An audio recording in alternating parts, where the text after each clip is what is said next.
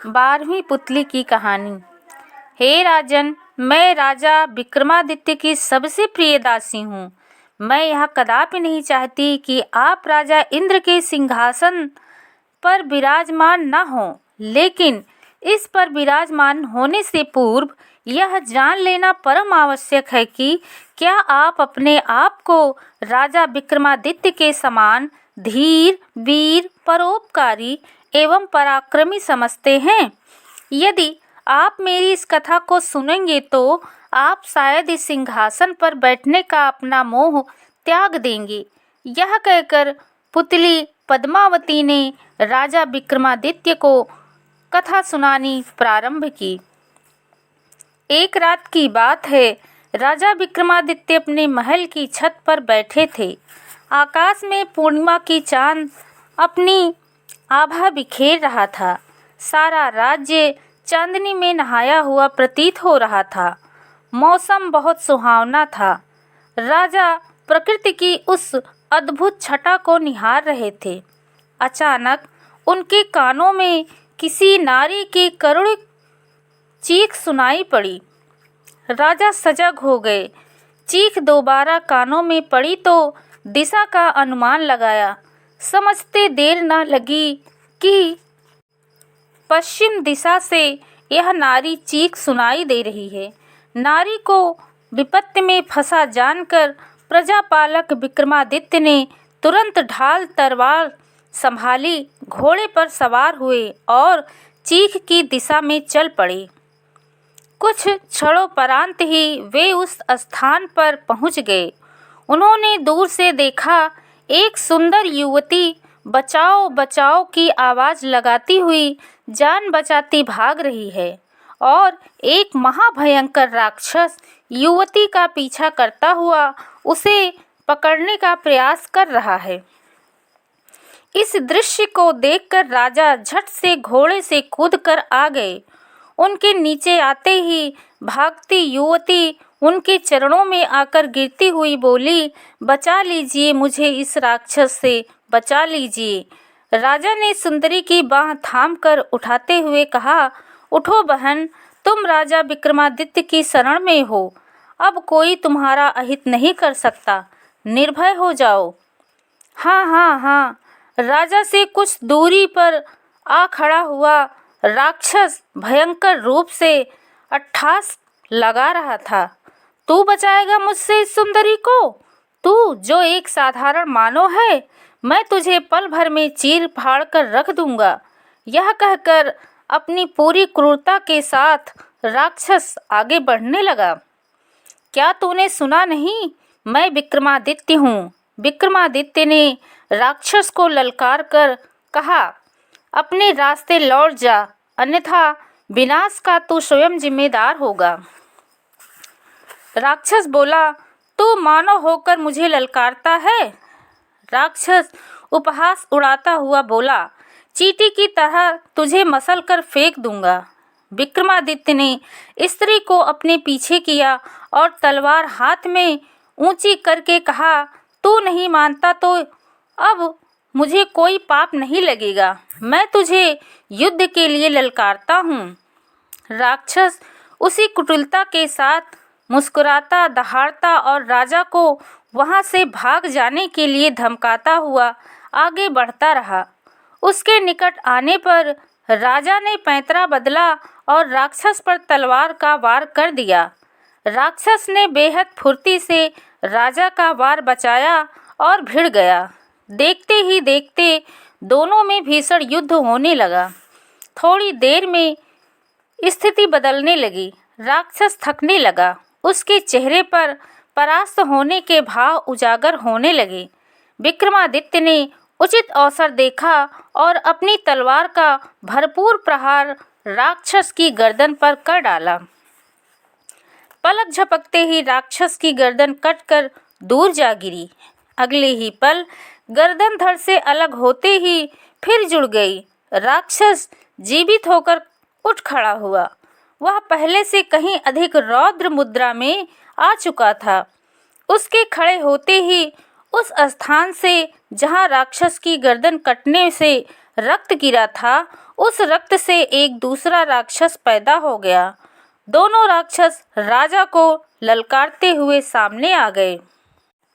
उस चमत्कार को देखते ही राजा भौचक्का रह गया, पर साहस खोए बगैर उन्होंने दोनों से एक साथ मुकाबला करने का निर्णय किया। वे पहले राक्षस से भिड़े हुए थे कि दूसरे ने मौका देखकर उन पर घूंसे का वार किया। वार इतना प्रबल था कि राजा विक्रमादित्य के कदम लड़खड़ाए बगैर ना रह सके, पर अपने आप को उन्होंने जल्दी ही संभाल लिया। प्रहार खाकर उन्होंने एकदम से क्रोध में भरकर दूसरे राक्षस पर हमला बोल दिया। पहले 2 प्रहरों में राक्षस की दोनों भुजाएं काट गिराई, दूसरे प्रहार से उसकी टांगें काट फेंकी। हाथ पैर से विहीन हो जाने पर दूसरा राक्षस रक्त रंजित हुआ धरती पर पड़ा, पीड़ा से चीखने लगा, जिससे पूरा वन दहल उठा। पहले वाले ने अपने साथी की यह दुर्दशा देखी तो एकदम से पलटकर भागा और मैदान छोड़ गया। कुछ दूर उसका पीछा करने के बाद विक्रम ने सोचा कि पीठ दिखाने वाले पर प्रहार नहीं करना चाहिए, इसलिए राजा वापस लौट आए। शरणागत स्त्री उनके घोड़े की आड़ में खड़ी थर-थर कांपती हुई उस भीषण युद्ध के दृश्य को देखती रही थी। उसके निकट पहुंचकर राजा ने कहा, अब तो तुम्हें निश्चिंत हो जाना चाहिए। असली राक्षस मैदान छोड़कर भाग खड़ा हुआ और दूसरा धरती पर पड़ा दम तोड़ रहा है। मेरे साथ महल चलो, मैं तुम्हें तुम्हारे माता पिता के पास पहुंचा दूंगा। वह स्त्री अब भी भय से थर-थर कांप रही थी। उसने राजा की बात सुनकर भय मुक्त स्वर में कहा, राजन, आपने मेरी रक्षा की, इसलिए मैं आपकी बहुत आभारी हूँ, किंतु मैं अभी भी सुरक्षित नहीं हूँ। खतरा अभी टला नहीं है। खतरा तभी टल सकता है जब वह राक्षस मारा जाता। चूंकि वह जीवित मैदान छोड़कर भागा है, अतः समय पाते ही लौट आएगा और मैं जहाँ कहीं भी रहूँगी मुझे खोज लेगा, फिर उठाकर उसी स्थान पर ले जाएगा और मुझसे वही चाहत करने लगेगा जो वह नीच राक्षस चाहता है। अधीर मत बनो बहन, मैंने तुम्हारी रक्षा की है और तुम्हारी रक्षा का वचन दिया है। शरीर में अंतिम सांस रहने तक मैं तुम्हारी रक्षा करूँगा, पर मुझे अपना परिचय दो और 1 से 2 राक्षस कैसे हो गए, गर्दन कट जाने के बाद भी वह राक्षस जीवित कैसे हो गया, इन रहस्यों पर से पर्दा हटाओ। स्त्री बोली, अवश्य, मैं सिंघलद्वीप राज्य के एक ब्राह्मण की संतान हूँ। एक दिन मैं अपनी सखियों के साथ एक तालाब में नहाने गई थी। उस राक्षस ने वहीं पर मुझे नहाते हुए देख लिया और मुझ पर मोहित हो गया। मैं तालाब में तैरती हुई अपनी सखियों से कुछ दूर गई थी कि उस राक्षस ने मुझे पकड़ लिया। फिर मुझे बंदी बनाकर यहाँ से निर्जन वन में ले गया। वह मुझसे डराता धमकाता और मुझसे विवाह करने के लिए कहता है, पर मैंने सोचा कि मैं जीते जी इस दुष्ट पापी राक्षस का समर्पण नहीं करूँगी। इतना कहकर वह फिर रोने लगी। विक्रम बोले, निर्भय रहो बहन, उस राक्षस का अंत मेरे हाथों ही होगा। विक्रम ने कुछ क्षण रुककर कहा, पर तुमने अभी दूसरा पैदा हो जाने वाला राक्षस का राज नहीं बताया। स्त्री बोली, हाँ, मैं वही बात बताने जा रही हूँ। स्त्री ने आंसू पोंछकर बताना शुरू किया। वह दूसरा राक्षस इसलिए पैदा हुआ क्योंकि उस राक्षस के पेट में एक मोहिनी है। राक्षस जितनी बार भी मारा जाएगा, वह मोहिनी उसके मुख में अमृत डालकर उसे उतनी बार जीवित कर देगी। साथ ही वह जब जब मारा जाएगा, उसके साथ एक नया राक्षस भी पैदा होता जाएगा। पैदा होने वाले दूसरे राक्षस को मोहिनी जिंदा नहीं कर सकती, क्योंकि वह पहले राक्षस के रक्त से पैदा होता है। राजन ने कहा, तुम चिंता मत करो, मैं उस राक्षस को मारे बिना राजमहल लौटकर नहीं आऊँगा, चाहे मुझे राक्षस के लौटने की कितनी भी प्रतीक्षा क्यों ना करनी पड़े। कुछ देर खामोश रहने के बाद विक्रम ने पूछा, और वह मोहिनी कौन है, उसके विषय में क्या जानती हो? वह अभी तक मेरे सामने नहीं आई, अतः उसके विषय में मैं नहीं जान सकी हूँ। राक्षस के बारे में इतनी बात इसलिए जान सकी हूँ क्योंकि उसने स्वयं मुझे अपने बारे में ये बातें बताई थी। राजा बोले, मैं उस राक्षस की यहीं ठहर कर प्रतीक्षा करता हूँ। वह जब भी लौटकर आएगा उसका वध कर डालूंगा। स्त्री बोली, यह सरल नहीं है राजन। वह जब जब मारा जाएगा तब तब नई शक्ति पाकर जीवित हो जाएगा। विक्रम बोले, देखा जाएगा। विक्रमादित्य ने लापरवाही से कहा और वहीं एक पेड़ के तने के निकट बैठकर विश्राम करने लगे। अभी राजा को विश्राम करते कुछ समय ही बीता था कि सामने की झाड़ियों से एक सिंह तेजी से गुर्राता हुआ राजा पर झपटा। गर्जना करते हुए उसे भयानक रूप से छलांग लगाई। विक्रमादित्य बेहद तेजी से संभले थे, बावजूद उसके छलांग लगाने वाला सिंह उनकी बाँह जख्मी कर गया। अपनी जख्म की परवाह किए बगैर विक्रमादित्य ने सिंह के दूसरे हमले के लिए खुद को तैयार कर लिया। इस बार सिंह जैसे ही झपटा, विक्रम ने उसे पैरों से पकड़कर हवा में उछालकर दूर फेंक दिया। दूर जा गिरने वाले सिंह ने भयंकर गर्जना की और फिर उसने राक्षस का रूप धारण कर लिया। तो यह बात है, राजकुमार बुदबुदाए, छल से यह मुझ पर आक्रमण करने आया था। वे तलवार लिए राक्षस की ओर लपके और उससे भिड़ गए। दोनों में एक बार फिर भयंकर युद्ध होने लगा। राजा के प्रहारों से राक्षस लड़खड़ाने लगा। राजा ने उचित अवसर पार कर तलवार राक्षस के पेट में घोंप दी। राक्षस चिघाड़ता हुआ धरती पर गिर पर छटपटाने लगा। इतने पर भी राजा विक्रमादित्य रुके नहीं। उन्होंने राक्षस का पूरा पेट फाड़ डाला। पेट फटते ही राक्षस के पेट में वास करने वाली मोहिनी बाहर निकली और राक्षस के लिए अमृत लाने के लिए दौड़ी। राजा विक्रमादित्य ने तुरंत मां काली द्वारा दिए गए 2 बेतालों का स्मरण किया। उनके प्रकट होते ही उन्हें आदेश दिया, देखो वह स्त्री बचकर जाने ना पाए, उसे पकड़ लाओ। दोनों बेताल तीव्र गति से उड़े और मोहिनी को पकड़कर राजा के सामने लाकर पेश किया। अमृत ना मिल पाने के कारण कुछ पलों में ही राक्षस तड़प तड़प कर मर गया। राजा ने मोहिनी से पूछा, तुम कौन हो और किस कारण से राक्षस के पेट में निवास करती थी? वह बोली, राजन, मैं भगवान शिव की एक गड़िया थी। एक बार उनकी आज्ञा का पालन करने से मुझसे त्रुटि हो गई। उन्होंने कुपित होकर मुझे शाप देकर मोहिनी बना दिया और मुझे इस राक्षस के हवाले कर दिया। अब इस राक्षस को मारकर आपने मुझे अपने वश में कर लिया है। आज से मैं आपकी सेविका बनकर रहूंगी।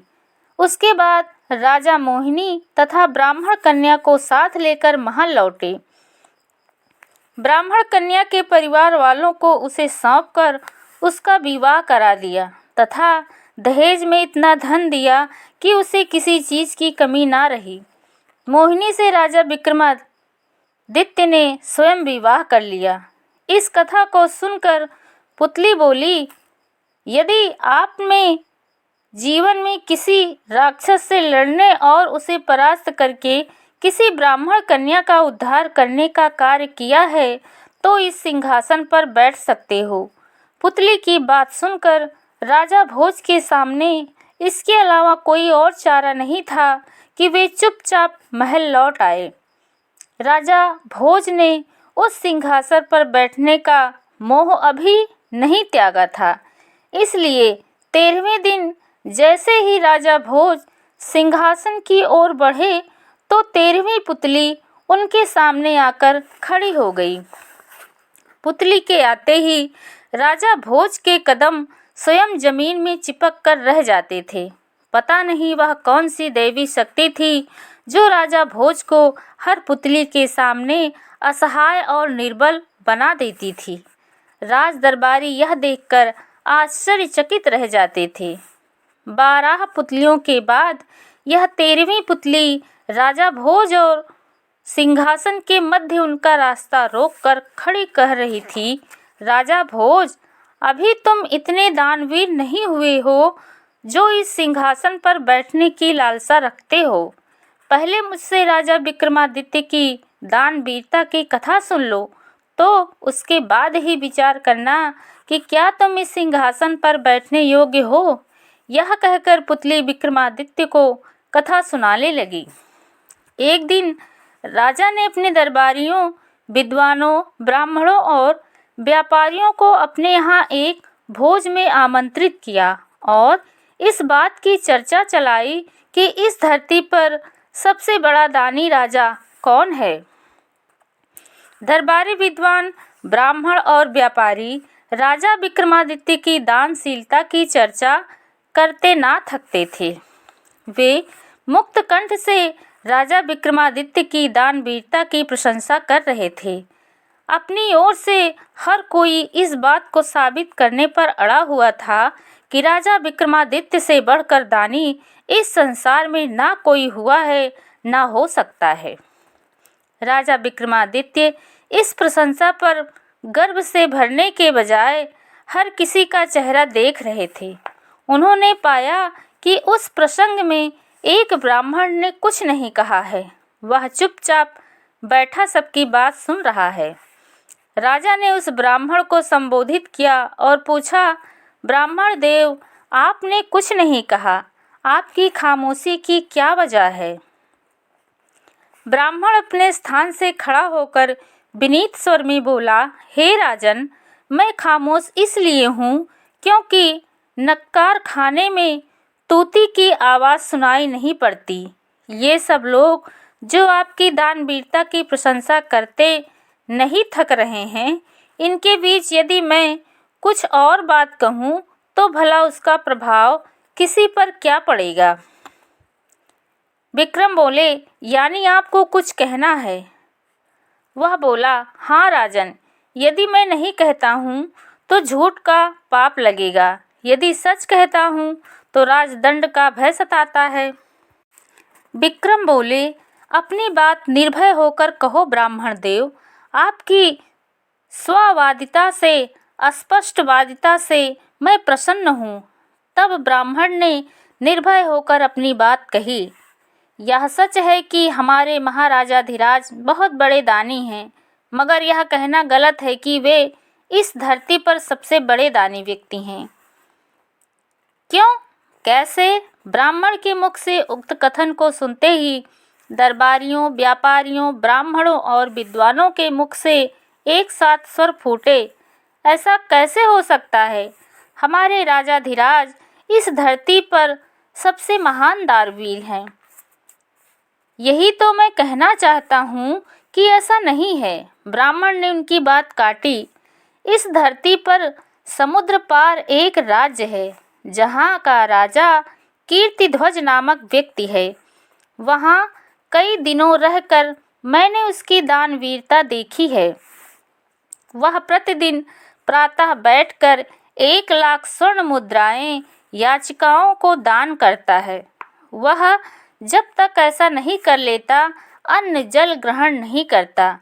यह बात प्रमाणित है। यदि ऐसा ना पाया जाए तो मुझे दंड दिया जाए, जिसे भोगने के लिए मैं तैयार हूँ। राजा विक्रमादित्य के भोज कक्ष में सन्नाटा छा गया। ब्राह्मण ने कहा, मैं वहाँ अनेक दिनों तक रहा और प्रतिदिन वहाँ जाकर स्वर्ण मुद्रा दान में प्राप्त की। मैंने अच्छी तरह से पता लगाया कि राजा कीर्तिध्वज का यह नित्य का नियम है। अब आप लोग ही निर्णय कर लें कि किसी ऐसे दानी व्यक्ति के इस पृथ्वी पर रहते हुए मैं आप सबकी बातों में हाँ नहीं मिला सकता। राजा विक्रमादित्य ब्राह्मण की स्पष्टवादिता से बहुत प्रसन्न हुए और उसे ढेर सारा पुरस्कार देकर विदा किया। ब्राह्मण के जाने के साथ ही राजा विक्रमादित्य इस चिंता में पड़ गए कि ऐसे दानी राजा को जाकर देखना चाहिए और सत्यता का पता लगाना चाहिए। यही विचार करके वे साधारण वेश में महल से निकल पड़े। राज्य सीमा पर पहुंचकर उन्होंने दोनों बेतालों का स्मरण किया। उनके आने पर विक्रम ने समुद्र पार राजा कीर्तिध्वज के राज्य में पहुंचने को कहा। बेतालों ने तुरंत राजा की आज्ञा का पालन किया। समुद्र पार राजा कीर्तिध्वज के महल के द्वार पर पहुंचाकर उन्होंने राजा के पास उज्जैनी नगर से आए एक साधारण नागरिक की हैसियत से मिलने की बात कहलवाई। उन्होंने इस बात को स्वयं अपनी आँखों से देखा और पाया कि उस राज्य में कोई भी निर्धन नहीं है। कुछ देर बाद ही उन्हें राजा कीर्तिध्वज ने अपने सम्मुख उपस्थित होने का आदेश दिया। विक्रमादित्य ने साधारण गढ़ के रूप में राजा कीर्तिध्वज से अपने यहाँ नौकरी देने का निवेदन किया। राजा कीर्तिध्वज ने उनसे कार्य के बारे में पूछा। राजन, मैं वह हर कार्य कर सकता हूँ जो कोई दूसरा नहीं कर सकता, विक्रम ने कहा। उनके कथन से प्रसन्न होकर कीर्तिध्वज ने उन्हें अपने महल में द्वारपाल के रूप में नियुक्त कर लिया। द्वारपाल के रूप में नियुक्त होने के साथ ही विक्रमादित्य ने अगले दिन ही सुबह देखा राजा कीर्तिध्वज 1,00,000 स्वर्ण मुद्राएं बांट रहे हैं। यह सिलसिला तब तक चलता रहा जब तक सभी स्वर्ण मुद्राएं बट ना गई। उसके बाद ही राजा कीर्तिध्वज ने जाकर अन्न जल ग्रहण किया। कई दिनों तक ऐसा होते देखने के बाद उन्होंने पाया कि रोज शाम को राजा कीर्तिध्वज महल से अकेले निकलकर कहीं जाता है और स्वर्ण मुद्राएं लेकर आता है। उन्होंने एक शाम उसका पीछा किया।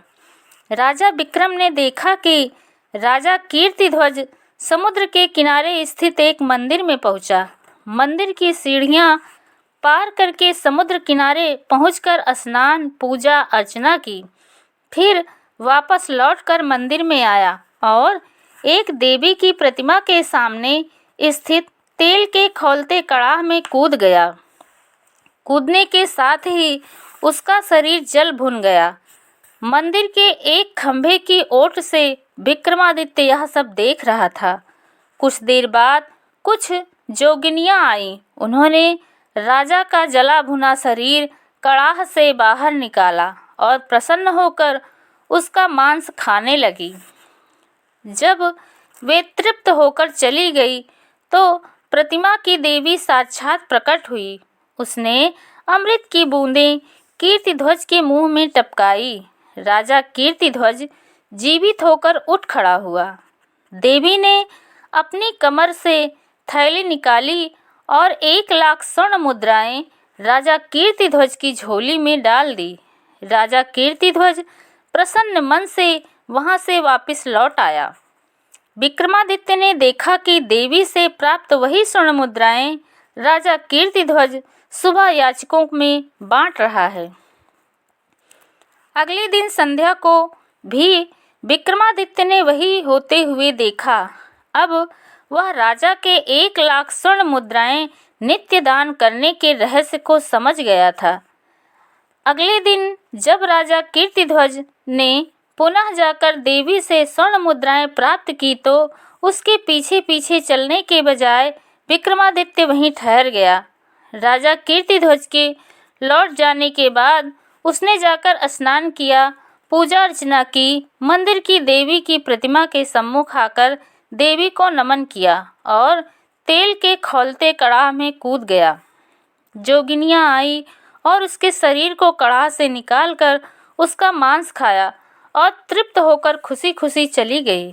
देवी ने प्रकट होकर उसके मुख में अमृत की बूंदें टपकाई, उसे जीवित कर दिया। जब उसे थैली निकालकर 1,00,000 स्वर्ण मुद्राएं देनी चाहिए तो विक्रमादित्य ने लेने से इनकार करते हुए कहा, मैं तो आपकी कृपा और दर्शन पाना चाहता था देवी, इसलिए मैंने अपने प्राणों की बलि दी थी। आपकी कृपा हो देवी। कृपा तो कर रही हूँ।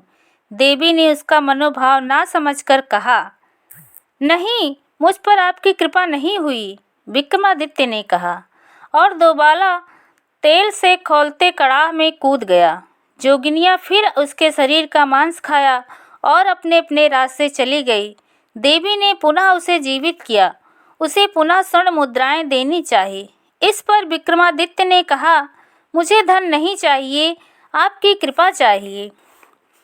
और ऐसा कहते हुए वह तीसरी बार तेल के खौलते कड़ाह में कूदकर अपने प्राण गंवा बैठा। उसने 1-2 बार नहीं, पूरे 7 बार यह क्रिया दोहराई। 8वीं बार जब पुनः कड़ाह में कूदने के लिए तैयार हुआ तो देवी ने उसकी बाँह थामकर उसे रोका और बोली, बस करो विक्रमादित्य, मैं तुमसे बहुत प्रसन्न हूँ।